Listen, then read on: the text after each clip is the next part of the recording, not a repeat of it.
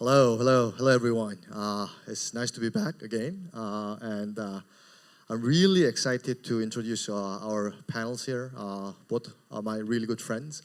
Tony from NGC is one of the industry's leading investors. I think they've invested into most prolific projects in the industry in Web3, and he's been around since 2017, I believe. And Josh here is from Wonderstruck Studio. He leads the strategy at Wonderstruck Studio. Those of you who might not know, Wonderstruck Studio is a crypto design studio that helps a lot of founders and visionaries to design a better product, more beautiful product. And is also a co-contributor at Handao. If there's anything else that I'm missing, you guys want to add, please add on. You know? No, I think you did a pretty good job. Just to add anything, we design but help venture strategy as well. So we help founders fundraise, have worked with portfolio companies of Tony's like Miston Labs and Sui as well. So we do tech, website, and brand. Yeah, so I think in Web3, narrative design, especially in fundraising, is increasingly becoming more of an importance. And I would love to ask both of you, what would you guys think is one of the most effective ways in designing these fundraising narratives, and why is it important, especially in the Web3, to design successful fundraising narratives? Yeah, I mean, just to give a quick coverage on how I describe narrative or fundraising or venture strategy, effectively, it's basically how do you convince people to join you on your mission? Even before Web3, I think a great example of this is like Tesla and Elon Musk, right? Tesla already existed as an electric car company, but once he joined, he transitioned the mission into transitioning to sustainable energy, and that's what makes Tesla what it is today. So it's not just about what we do, but how we do it, and not convincing just investors, but the people around you and whoever's going to be on your team and mission as well. Great, I totally agree. I just came back from Tokyo, and actually they're asking the same question. So yeah, you see, I think I talked to like 20 projects in the last 7 days. I think they are doing one thing very well, is explain what they are trying to achieve, right? As an investor, if you're sitting on the other side of the table, there are two questions we are trying to figure out. Number one question is what you are trying to do, right? Because where to play.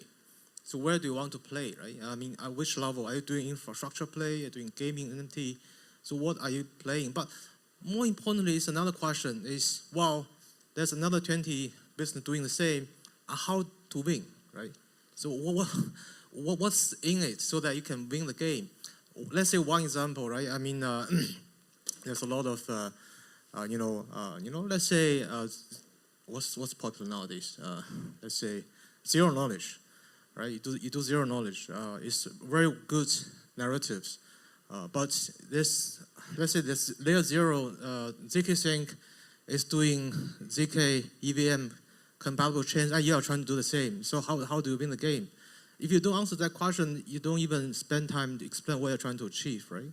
So the narrative is always coming with a winning strategy, and the winning strategy, what it really matters, right? Yeah, I think that's my point of view. Thanks.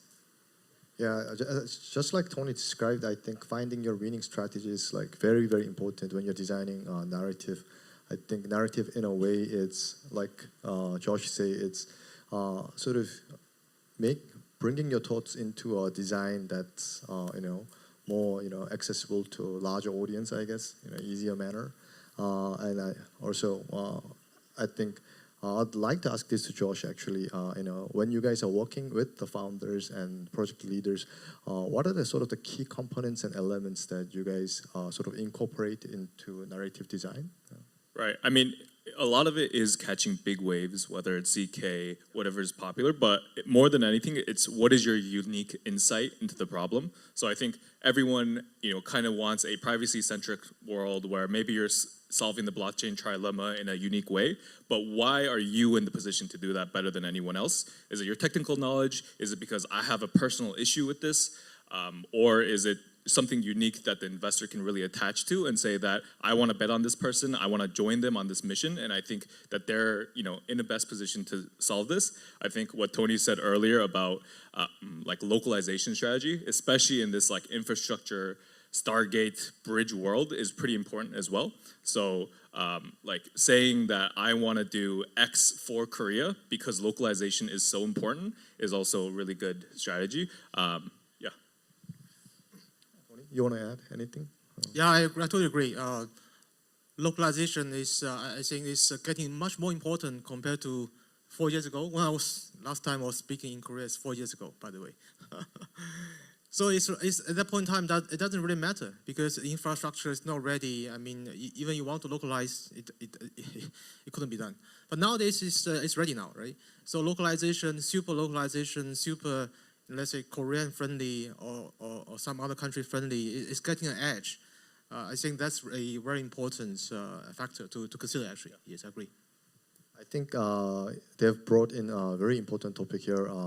Initially when we started off in the Web3, in the early days, it was all about globalization, how you can launch a project immediately and becomes a global product. And I think it's important to realize that, as countries have their own culture, societies, and economic differences, I think products should reflect that too. And that comes into play a lot more now with, all these infra projects maturing. And I just want to jump into, and this is for you, Tony, as you have seen, many projects and many successful founders, is there a specific character that you see in them or specific traits that you see in them, especially when it comes to, how they communicate their, strategies, Yeah, I think the big no is to be a Me Too product, right? I think that's, let's say I want to be the Korean or version of something. I think that's wrong. I think that's something you definitely shouldn't do, but rather focus on the, I'll say, something from your heart. The real problem you are trying to solve, always coming from the problem, right? I think that's, genuine, honest, and creating a lot of value. That's one thing. Another thing is that focus on your strengths. Your strengths could be your technology edge. Your strengths could be your business experiences. Let's say you are a big company doing something, but want to go into Web3, right? Or your edge might be, maybe my uncle is someone, So it has to be some edge that is clearly articulating the point immediately, right? Don't waste time. I think that's very important trait. So we know you are on the spot and you know how to compete and you're on the business, right? So those are very important. At the beginning, right? When things goes on, I think another factor is resilience. What do I mean by resilience? There will be up and down. Now we are still in the bear market. So as entrepreneurs, how do you perform? Do you give up easily, right? When everything is bad, are you giving up or you are still trying to make things happen? I think that's truly, we call the moment of truth of the real business. So if we see that trace, that's a very valuable trace we are looking at. That's why we love to work with old friends. John's one of our very old friends here. Vic is another one, many old friends, and serial entrepreneurs. If you do one business well, go through all the cycles, the next one probably going to be win again as well, right? Yep. Thanks. Josh, do you want to add anything? Yeah. Yeah, I mean, I think I invest at a much smaller scale. But when I was at a venture fund, I think we were like looking for second-time founders or people crazy enough to fail and do it again. And I think even for fundraising, if you see the stats, everyone who's fundraised before can raise significantly more, right? Even if you go to business school, there's not necessarily a fundraising class on how you're supposed to approach venture investors, and the only real practice is by doing it. And if you're crazy enough to fail and then try again, you have a significantly higher success rate. And I think I just want to sort of jump off from what Josh just mentioned. We are de facto in the winter, and we've seen a lot of great founders pass by, I would say, and new ones come up. And is there a sort of change in the founder profiles now than where it was, let's say, 2-3 years ago? And if so, what kind of sort of traits you guys are seeing in different founders? Yeah, I mean, in terms of founders, I think specifically for Web3, there's a lot more in the last 2 years, people that came from FANG companies. So, like your Facebook, Amazon, and Netflix, Google, these people who say like, I want to leave this, big corporation lifestyle and now I'm ready to do my own thing. That I definitely see a proliferation of that.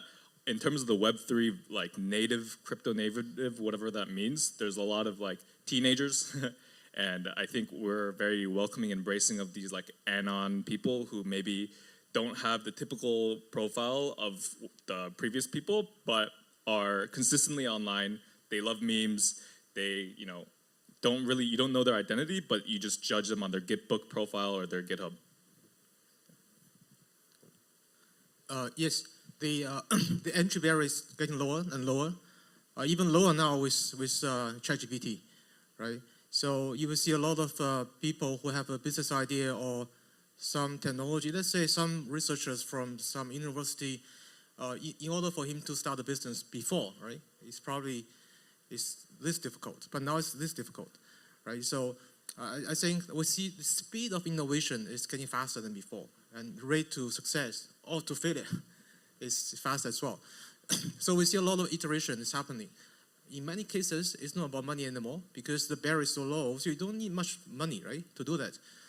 You need a lot of, community, friends, partners, the right partners to make it happen. So in a way, it's more like a reorganization of resources at global scale, optimized so that you can succeed, right? I see a lot of these kind of things happening compared to, traditional way of doing, venture capital, internet startup, Web2 kind of thing. It's quite different right now. Yeah, I think as an industry, Web3 has given tremendous importance to our community and why its importance in product design or narrative design itself.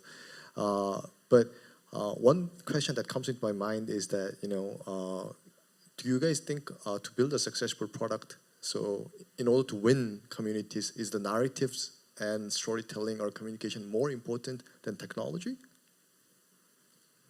Yeah, if I have to take that, definitely for sure. If I have like a message for founders who maybe don't know exactly which way they're going right now, especially in crypto, is like it's we call it composable, but what that really means is that you should stay pivotable and be willing to switch your key like strategy in a different direction if you can catch the wave. I think like a really good example of this, even though it might be a sore sauce, it is for me too, is like Terra. Right? When Terra started, it was Chai, the card, and it was like Korean infrastructure. This is going to be Timon, whatever. But that doesn't take Terra or Luna to above a 1 billion market cap. What took Terra to 1 billion market cap is Delphi Digital, all these global people saying that this is just a financial layer, and I'm going to come build here and build things like Astroport, whatever. So, and I think even though it was a complete fraud, or at the end of the day it didn't work, what message that you should take from it is like, even though it started as a small idea, because it's composable and people can build on top of it, it became so much bigger than what his original vision of it was. And I think the next cycle of big projects are going to be the same way, where you create the first layer and then people come build on top of it, or they remix the idea, and that's how you make, I think that's what the secret sauce of like crypto is, outside of just like fundraising and tokens and liquidity. Totally agree. The only problem is that you cannot tell the same story twice. Right? Yeah. You got to think of something new every single time. So that's difficult. So a lot of I think that's what I call innovation, right? At the end of the day, this industry is all about innovation. If you have crazy ideas, you want to make it happen. You want to make it the right narratives, right? So people can trust and building on top of you. I think that's everything. That's everything. So yeah, let's think about new ideas. I think one takeaway, those of you who are here to build and are looking for fundraising should definitely take away is that it's more important to focus on your community, what you're trying to build, and how you can communicate that to your target audience, whether that's VCs or target users. I think shouldn't be afraid of failing, because the cost of failure, like Tony also described, is very, very low, and it's getting lower and lower. And technology itself is, I think, it's an enabler. It's not the end of it, right? So you use technology to build products. You don't build technology for the sake of the technology, and I think we can all agree, right? While John is saying about that, my daughter is about 13 years old, secondary too. I was thinking, now since the barrier is so low, why not my daughter starting projects? And how difficult that could be, right? Yeah, I was actually thinking about that last week. Maybe I will try to make it happen this week. Maybe next year, not so fast. Just to show how this easy nowadays to start some new ideas. Josh, I think you have seen a lot of younger founders, Yeah, I mean, I know, like, even personally through our studio, we've done a couple projects just as like anon founders, just because it's kind of like a weekend project or like a hackathon thing where we don't want to necessarily raise money for it or like put our reputation up for it, but we want to put it out into the world even as an exercise. And I think like hackathons like Glitch are a great like practice method of doing that, because like I said, there's not necessarily traditional schooling for this. You just have to keep practicing, exercising it, and that's how you continuously get better. And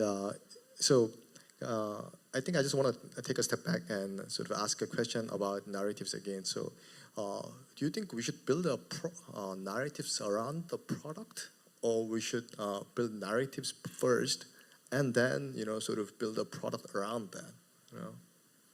Yeah, I mean, on that note, from what I've seen from founders and successful teams, is like you technically just want one person to run the fundraising narrative, because if the whole team is fundraising, they're getting on every single call, then you don't have time to build what you're fundraising for.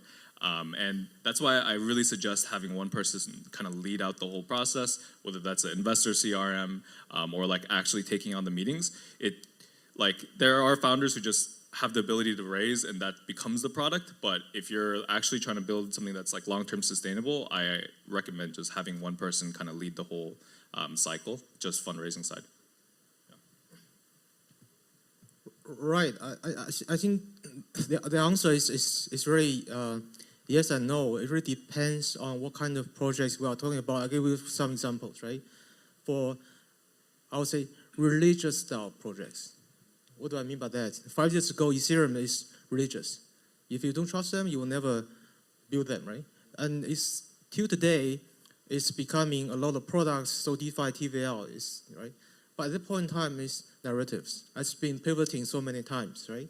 So for this kind of very early stage, disrupting the world of content technologies, narratives are much more important, because it might fail many times along this process and finally make it right? So this kind of thing is kind of religion rather than the business. So not just type 1. Type 2 is business-like projects, right? You have very defined products, market fits, you want to do some business, right? And product definitely is much more important. Narrative doesn't really matter, I think, right? It's really about the things you are trying to offer, service you are trying to offer. So I think before you probably need to know where you are going to target, right? Yeah.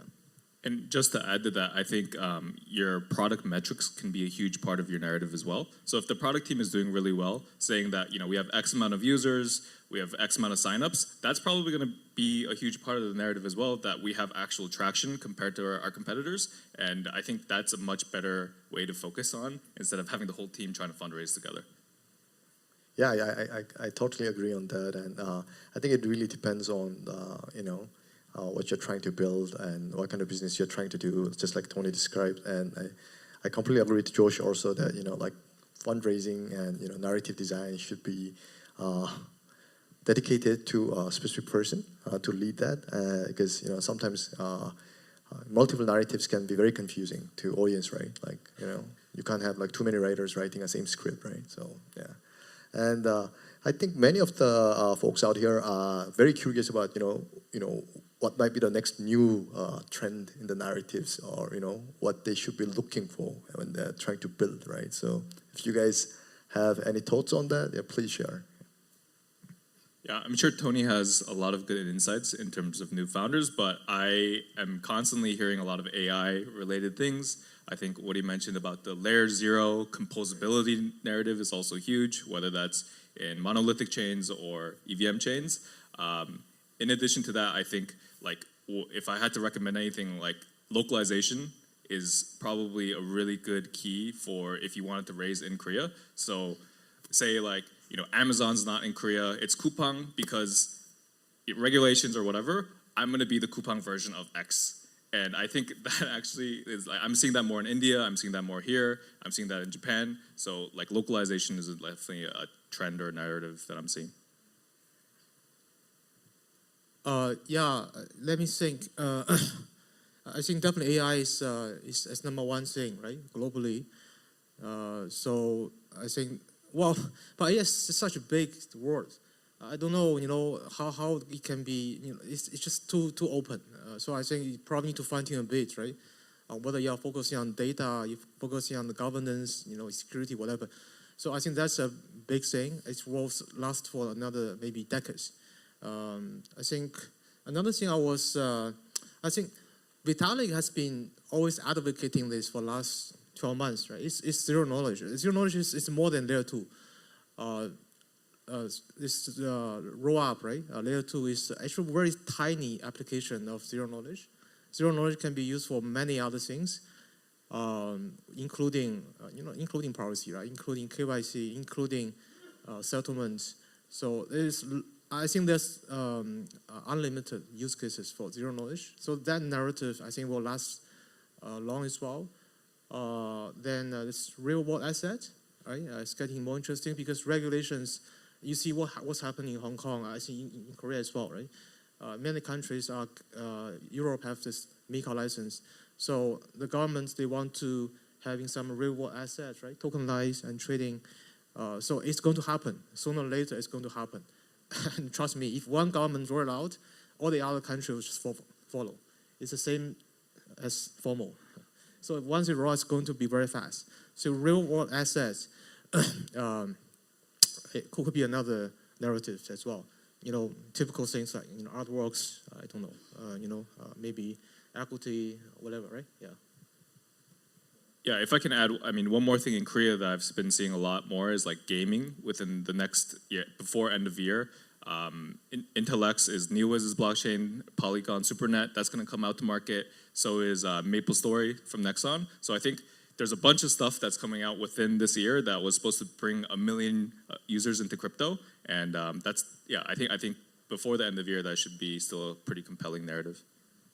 Yeah, I think from both these gentlemen's comments, I think one thing that comes into my mind is that blockchain is getting closer to the real life, and I think it's seeing itself being used in real life more and more, and one of the reasons I think we are all here today, the reasons for us, starting this glitch was to actually enable mass adoption of blockchain as well as see Web3 in real life, not just Web3 for Web3 kind of things, right? And I think I'll ask just for the one last comment from both of you is that going forward, if you have anything that you want to say to people who are fundraising on what they shouldn't do, Yeah, there's a huge list. I think like specifically in Korea and Korean founders, like they keep it a little too formal in general, and that could mean like just reading straight off the deck, and it doesn't feel like a very natural process. But if you guys have any concerns or questions, I'm happy to definitely have a more personal conversation about their needs. But yeah. Yeah, I think I just said that, which is never tell people what you are doing without saying how you're doing. Thank you both. Thank you both for your time today. And I think everyone here will agree with me that now you have all the answers. You know the next trend. You know how to deliver your messages now. Now they have told you guys what you shouldn't do in fundraising. So hopefully in next fundraising rounds for those of you who are building, this will be of great help. And please, contact these two gentlemen if you guys are raising or wanting any insights in the market. Thank you.